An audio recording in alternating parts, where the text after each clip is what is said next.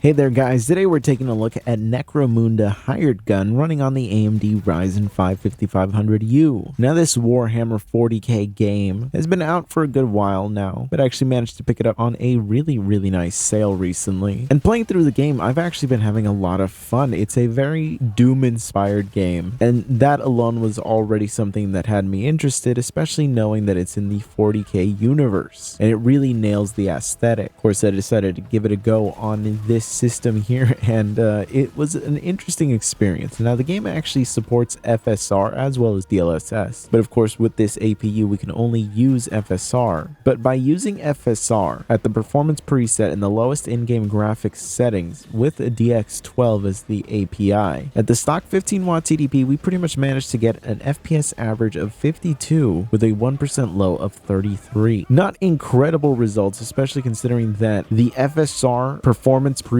does a lot to impact the visuals here. We are at least at a playable range, and it's going to be more than enjoyable for a lot of people. It's just that the 1% low going down into the 30s is going to feel a bit sluggish in such a high-speed game as this, but it's certainly not a terrible experience, and overall I had a great time actually playing like this. Of course, turning up the TDP with the balance preset in the AMD APU tuning utility, which is linked down below, and I do actually have a video showing you how to use this program to raise the TDP of your system. So using the balance preset, it sets a target TDP of around 22 watts. And this increase in TDP pretty much ended up giving us a nice boost in terms of our averages and our 1% lows, with our averages finally being above 60 at 61 FPS. Our 1% lows don't see a substantial gain, but it is at least closer to 40 with getting a 1% low of 38. In general, it did just feel nicer to play, and especially because since this is such a high-speed game, you are moving around really quickly, you're moving your mouse around a lot, and low FPS tend to feel worse on a mouse than it would with just using a controller. A controller can really hide a lot of the input delay that you get with lower FPS, but with a mouse it becomes very apparent. So being able to game at this FPS with these 1% lows does actually still feel nicer than just running at the stock TDP, but at both settings it is a playable experience. Of course, we could also set it to the performance preset, which sets a target TDP of around 28 watts, and running with the exact same settings as we have been this entire time, we actually get an FPS average of 65 with a 1% low of 41. So we do get an increase in our FPS average, and we do see a nice boost in our 1% lows, but it's nothing substantial. Not going to be a game changer. If you're on a system that really can't handle this TDP, you're perfectly fine. You're not in a position where you're going to lose any major FPS. Really just being able to go from 15 watts up into even the low 20s is going to give you a nice boost in performance that is really worthwhile if you have the TDP headroom. I also tested the game with DirectX 11, since that is an option. You can choose between DirectX 11 and DirectX 12, and what I found was that it pretty much was a overall worse experience than just running at DX12. The game really feels like it was just designed for DX12, and DX11 was kind of an afterthought because we got an overall worse average in comparison to just running at DX12. But anyways, I hope you found this look at Necromunda Hired Gun to be useful and interesting. If you did, be sure to subscribe, and I will see you guys in the next one.